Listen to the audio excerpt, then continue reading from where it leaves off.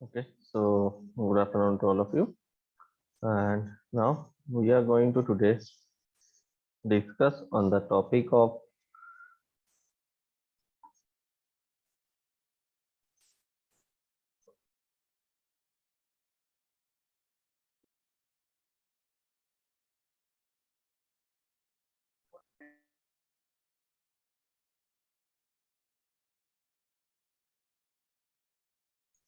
good afternoon to all of you. So today we are going to discuss on the topic of cryptography. I know you people had a class of cryptography in the morning by Shubham sir. Shubham sir has taken one part of the cryptography and another parts are taken by me. So the part I think the Shubham sir is taking the IPsec right now. So I am going to look out for the parts of the intrusion and the intruders. Those part I am going to take here. Okay, so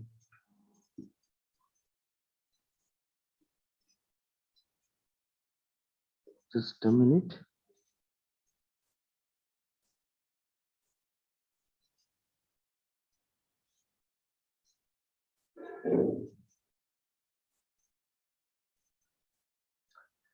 Okay, so talking about the part of this cryptography and the part of intrusion or the intruder. So first we like to know that what is an intruder. So we are going to talk on the topic of intruders into the part of this cryptography. So what is an intruder? First, we need to know about this. So what is an intruder? If I'm talking about, it is generally referred to the person or to the term called hacker. We all know this term, that is hacker or cracker. So this intruder is a generalized term. In general, we can say it is hacker who have a threat, a security threat by who is trying to steal our data without our permission. So a person is trying to intrude our system, crack our data, and becomes a threat for the security. Right. So basically, there are two type of threats. One is virus that we all known about, and second one are those hackers. So this intruders part is referring to those hackers. So in this reference, in the part of this reference of the intruders, there are three classes. Basically, we can talk about there are three classes of these intruders. What are those classes? What are the names called of those classes? First, we would like to see one by one. First name, the first class actually of this intruder is known as masquerader. The first term, if I write term one, masquerader. So, what is the part or what is the class of masquerader? That we call masquerader to a individual who is not authorized to a particular system but still gets into the system, access the system and controls all the things by exploiting the legit user account. So we call masquerader to those part, we refer masquerader as an individual who is not at all an authorized person for the system but still gets the access of the system, get into the system and exploit the legit user account. So those individual users action is called as the masquerader. Second term, misfeasor. The second term is known as misfeasor.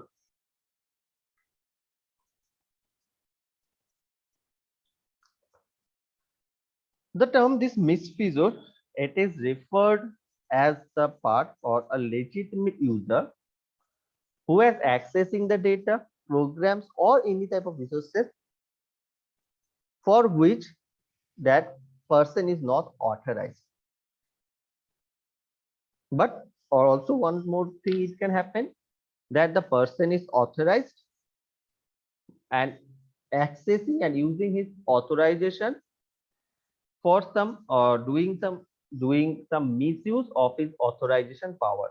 So misfeasor, we term this as a legit user who has an access to the system, but not access of some particular data or particular thing that the legit user is not access, but still that legit user is trying to access that, or also the user have the access, but the user is trying to misuse the authorization of his access. So that is case we called it misfeasor. Okay, so misfeasor, if we refer as a general example, there are daily practical life examples of this misfeasor, that is the scams. Whatever the scams have happened in the past or in the present day, the scams happen due to this misfeasor. So one person who have the access is trying to use his power in some wrong way, in some illegal way, to make the thing happen. So the person using his power in a wrong way. That is the point of misfeasor. And third one, clandestine user. Third one is known as clandestine user, right? So first I will write the term, that is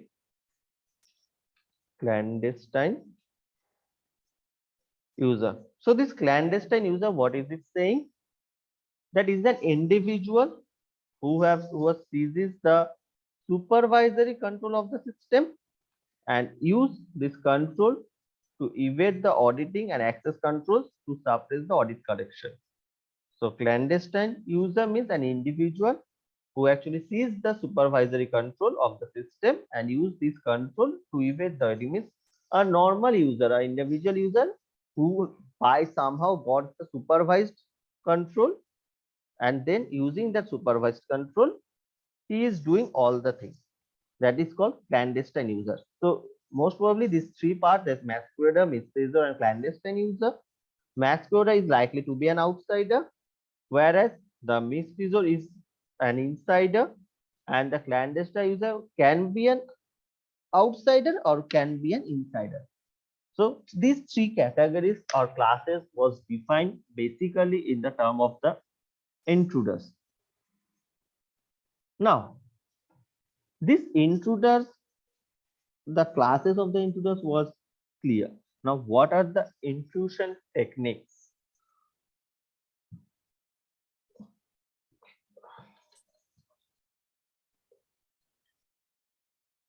What are the intrusion techniques that these intruders are applying? So this intrusion technique, so what is the objective of the intruder? The objective or the aim of the intruder is to gain access to a particular system and get the data or use some authorization, use his legit authorization to access the data and misuse the data. That is the objective of an intruder. The data, the person is not authorized but still trying to get the data, and if the person is legit, and then the person is using that data for some misuse purpose. That is the main goal or objective of intruder. So this intruder, basically it requires to acquire the information that should be protected, because intruders are trying to steal the protected data or trying to misuse the secure data. So what happens that in some of the cases, we always, in some of our important files, what we do, we share the password. We secure that file or the whatever is file, folder, applications, whatever the scenario is, we secured it with some passwords. So, but still the intruders can access that password. How? By have some knowledge on that, that what can be the password, by identifying, by matching some permutation combination, they can identify the password and can log into that and get the data, right? So there are different types of security threats are present, and these intruders are trying to find out some new intrusion techniques to steal the data. So there are two scenarios is happening. One, is the intruders are trying to steal the data. Second one, the security systems are trying to secure the data much more. So it was always a tussle between the security systems and the intruders, that who is best. The security system is developing day by day is best, or the intruders still have something to crack into that, right?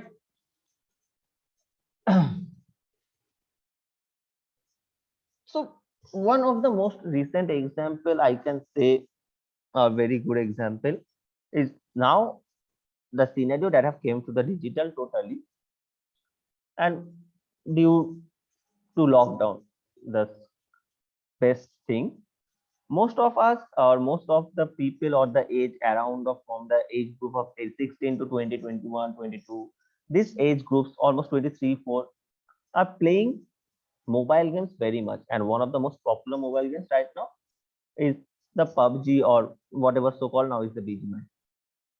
When the game launches few days back, and within a month the hackers get into the scenario and crack whatever the bugs are there.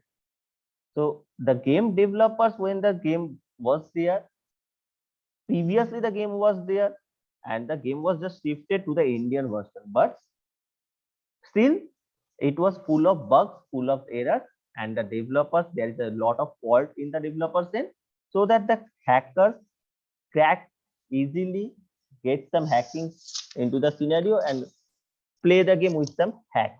So these are the scenarios that the security levels always there are, they are trying to keep it secure, but hackers, they somehow tries to find out the bug, find out the error, and hit that point to put the hacking system. Right. So this is the tussle between the system secure development and the hackers. Now this process, this security, the password files that can be protected in generally of two ways: one-way function and access control. So two-way, by this two-way we can actually secure. One, we can say the one-way access, and second one we can say sorry, our first one is one-way function, and second one is the access control. It is one-way function, access control. These two are the way by which we can protect the system or the way. So what is this one-way function? We can talk about that one-way function is, suppose the system stores only the value of a function based on the user's password. So system stores only the value of a function only based on the user's password. So user has set a password. So when the user tries to write the password or present the password,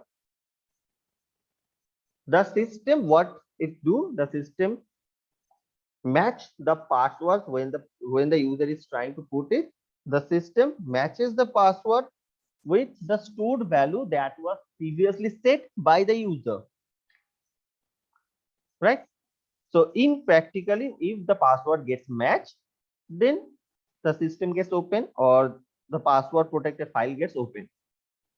So this is known as the one-way transformation. So how it is happening? The previously the user has set a password, and each time the user is trying to write that password, it is getting matched and check that whether it is correct or not. If it is correct, then the system gets open. This is a one-way function for any protection security, right? And second part, that is access control. Access control is that access to the password file, we can actually limit that who can get the access, who can have the functionality on that particular. So if in any circumstances the intruders can get their access, so to stop the access from that, we actually provide the privilege to share the data or share the file with some password. Given a good point here, a good example I can give. Suppose you are trying to share something from the Google Drive. Okay, suppose you have a file stored in the Google Drive and you want to share that file with some person. Now there, when you are trying to share that file, there is an option, turn link sharing on. When you are actually do that, turn link sharing on, there are two things. One, share the file with some selected persons. And second one, anyone who can have the link. So the first one, that is share the file with some persons. Here we as a user have to put some values, put some data, so that, and only all the data we have right here, those person are the privileged or have the access to it. But when we are going for the anyone with the link, then we actually doing our fault, we actually making it a mistake by giving the access to anyone, so that it is very easy for the intruders to intrude it, right? So the things is in our hand, the user, the security is also lies in the user's hand, that how we are actually exploiting that security. If we from our end makes a mistake, then it is very easy for the intruders to intrude into it, right? So the two way, one our function, and second one is the access control, that way that can be protected, any files or the systems that can be protected by these two ways, right?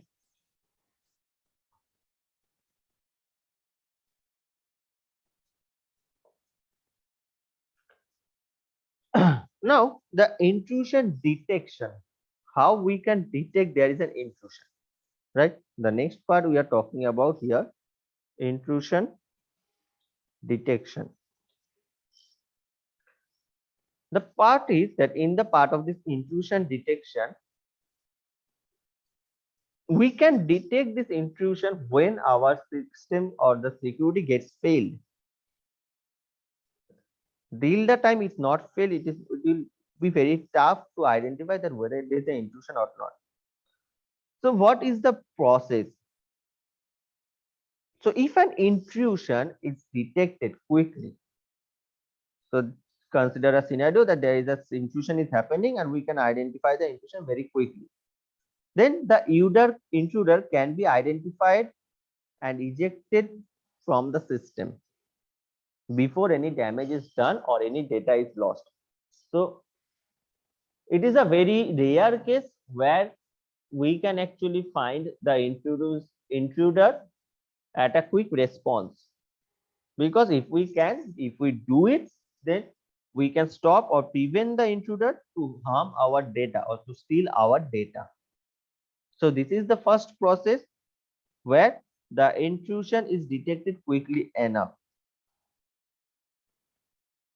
Or even take a scenario that maybe we didn't find the intruder in a very quick situation, but as soon as we have found that there is an intrusion happening, still we can actually lock or secure our data, so there can be a minimum chances, or the chances are very less to harm our data.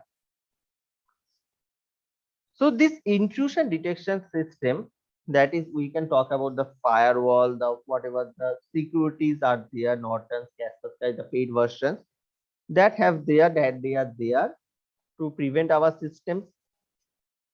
So this effective detection system can serve or to use as a prevent intrusions actually. So this intrusion detection is totally based on some assumptions that the behavior of the intruder differs from the legitimate user that can be quantified. One example that we can give here, uh, in the process, in the few years back, almost I'm talking about, suppose just get us back to the 4 to 5 years. From that time, this random calls from the banks started to come to the users. Or there is a web series that was filmed on this. I just don't remember. I think the film name was Jamtara, and web series that have this story behind that, how some random persons are calling and make people fool by getting their data, by getting their credit card details, by getting their bank account details, and then take the money from their account within a quick span of time. Okay, so there are good stories that have been filmed and that has described the real truth. Okay, so I am talking about this why, because this is the process of intuition, where if we go for the few years back, that the number of calls, this type of fake calls coming to your phones, coming to the users, and the fake calls person is claiming that yes, I am the person who is calling from the bank to verify your data, your card is blocked, and we need to have some data to unlock it. And people at that time were fooled much, and they have trusted that things, and they have provided the necessary details. And when they have provided, the money got detected, whatever the scenario got detected from the account. Now, fine, okay, the intrusion was happened. The intrusion get happened. Now the scenario is, two scenarios is there. One, when the intrusion just get happened, quickly the user have the notification that there is a withdrawal is happening. So we have just quickly got the information about the intrusion, so we can be aware that we can stop for the further intrusion, right? And there is second scenario that we don't get, or we have the notification but we don't check it. We are not taking it seriously. We are focusing on the phone call that the person is calling from the bank is having. The person said that to hold me for some time, so I don't check my phone's messages, etc. And the intrusion is going on. But when all the intrusion is completed and when I'm checking that all the things have gone, right? So there are two scenarios. If the intrusion that is happening, we can identify it quickly, then we can stop it. We can have a process to stop it. And if it is not, then we will not be able to stop it, right? So this approaches to this intrusion detection, there are basically, we can say, two approaches. First one, statistical anomaly detection. Second one, rule based detection. So approaches to intrusion detection,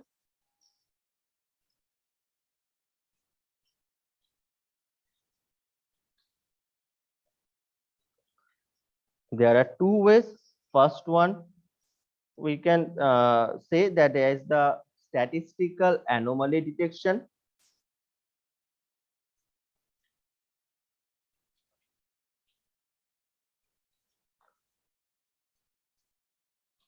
Second one is rule based detection. So the statistical anomaly detection, it is saying that it involves the collection of data relating to the behavior of legit user over a period of time. So it involves the collection of data relating to the behavior of the legit user over a period of time. So there are some statistical states that is applied to observe the behavior to determine with a high level of confidence that the behavior of the user is legit or not. Means some statistical anomaly is going there to find out that the user that is present, that whether he is a legit user or not. Because suppose I am a legit user for my system, and every day after logging to my system, suppose I am, my work field is an teaching field. So what I am doing, I am every day logging into the system. I am uh, opening some notes. I am opening some application that is related to the online classes. I'm taking some classes. The online application is running in the background. Some PDF, some notes are running in the background. The system has some statistics that every day this user is doing the same process from this time to this time, right? Now, at the same time, now at 10:30, some user have got into my system and finding out is I am a legit user. But the statistical anomaly detection is looking that whatever the daily user actually do at that particular time is not doing the same thing. He is trying to do any other thing. So that is how a statistical anomaly detection gets detected. So to check the anomaly that every day whether the things is same or not, or any other things is happening, that is totally off the record. In this scenario, there are two parts, that is threshold detection and profile based. Threshold detection and profile based. In the part of there is two scenarios, threshold detection, second one is profile based.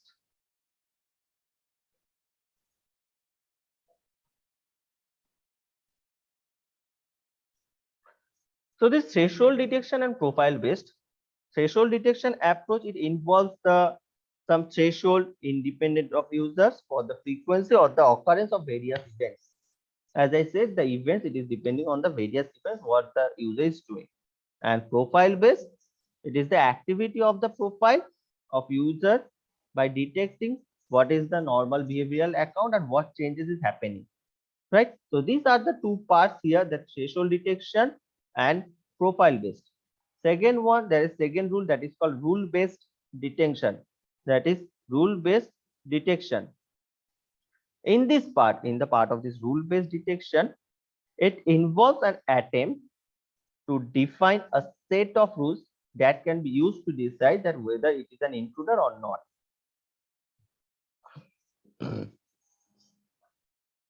There are two parts, as one is anomaly detection and second one is the penetration identification. So rule based, it is having some set of rules that is actually used to decide or to check that whether the behavior is an intruder or a legit. Fine.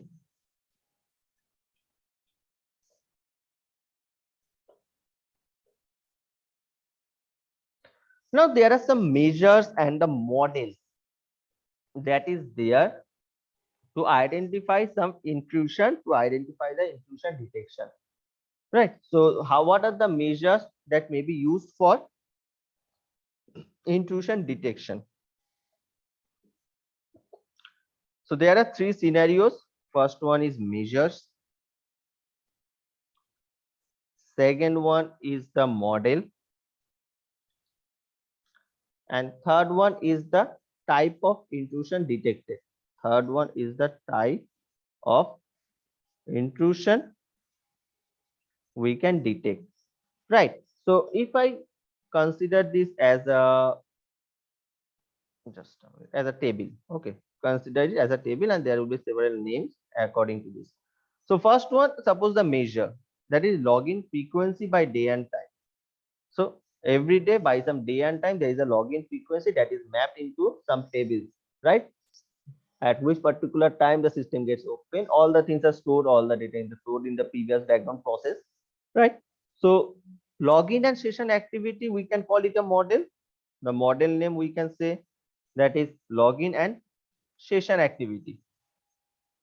By it is using some mean and standard deviation model or some operational model, and by which what type of intrusion we can detect, we can introduce, we can detect that may likely that logging of, if it is not natural, the login is happening in some defined hours, or unusual things are happening, unwanted break-in models, or any some accounts that is not present, that things is being retrieved trying to be.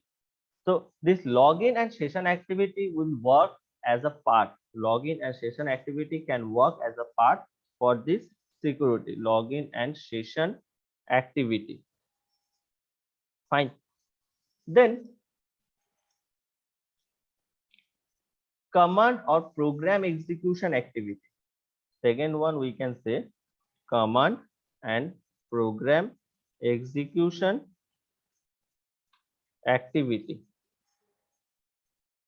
Command and program execution activity, it is saying that execution frequency or program resource utilization, execution regions, by this type of we can detect the intruders who are likely to use some different commands. The user who is a legit user, who is a general user, is not maybe using this particular command, but that intruders is using this particular command. So there is a difference, that this command is not related to here, right? So and any type of abnormality if you found by after this command, then that type of detection can be done through this command or program execution activity.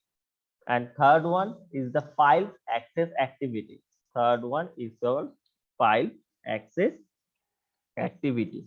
So in the process of this file access activity, we can actually read, write, create, delete frequency. What are the frequencies that records written, failures count, these type of things we can find out here, right?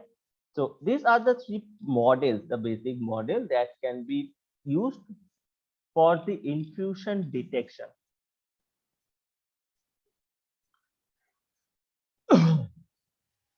Now, in this part, in the part of this distributed intrusion detection or whatever the scenario, the network, because all of the systems, all of the devices are now always connected with some network.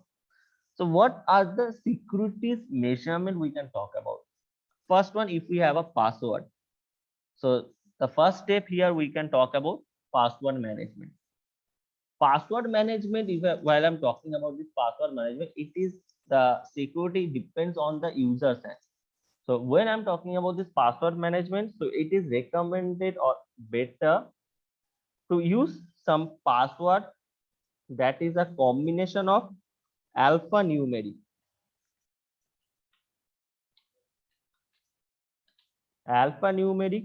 with some special character,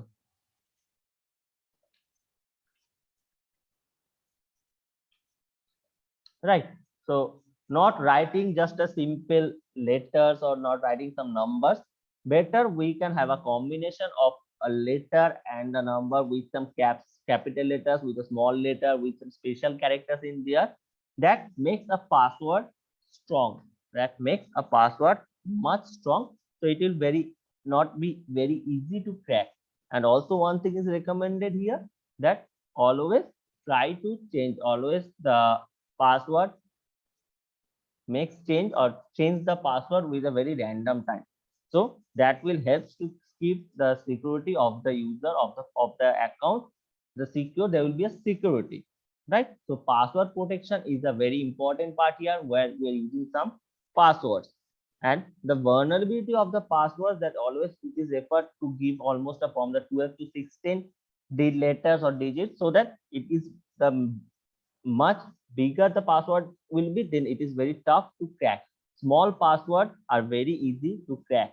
Okay, so the vulnerability of the password is that password management is one system, one part where we can actually try to manage the password. We can make a password with an alphanumeric with some special characters, and also the security that to change the password with a very random offer, right? So the strategies, this we can say the password selection strategy that we can talk about, right? Some characters, some alphanumeric, these are the things. So and don't go for, if somewhere it is suggesting some computer generated passwords, it sometimes suggests that this password is better, but don't go for, always go for some password that is creative on your own mind, that is creative on your own mind, so you can have a own thinking of it, right? So the computer generated password, don't go for that, make a creative password from your end, right? And changing it, it will be very easy. So password at least must have some long, minimum 8 to 10, maximum n number, that is non issue, but that needs to be remembered by our own end. Okay, so these are the secures or securities we can talk about, that is very helpful, being helpful. And also there is another part here that is called virus and virus related threat. So we know that what is a virus, or what is system threat, that virus that is getting into our system, making or have doing some problem and doing some unwanted, spread them into a random mode to hang or to hamper our system, right? So this called some, there is some malicious program that gets into our system, and there are several names and the description of each of the name of the viruses. So there is a long list, so we will going to discuss on this particular scenarios in our next classes from this. Okay, what are the phase? So the part of the viruses we are going to talk in our next class. So up to this particular part, we have talked on the processes of the intrusion, and we have learned about the process of this intrusion. So from the next class, in the next class, we are going to talk about the process of virus and virus related threats. Fine. Any doubts up to this particular part? If anyone have any kind of doubt, then they can tell me or ask me.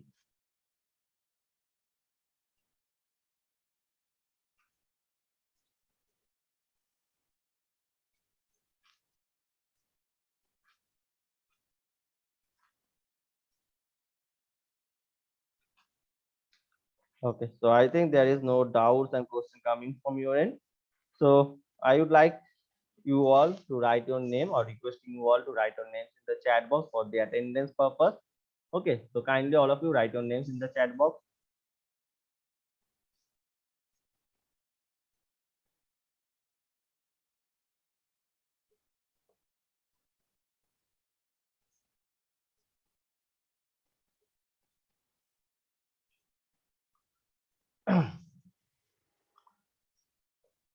Only 3 persons have write their name.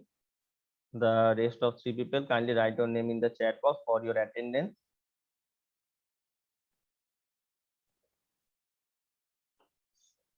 And okay, so this is now for today's class. We are going to meet again our next class. I hope it's yesterday, regarding machine learning. So we will have a discussion on that in this class. Okay, so thank you all for joining the session for today's class. Stay safe and we will meet again tomorrow. Thank you. Thank you, sir.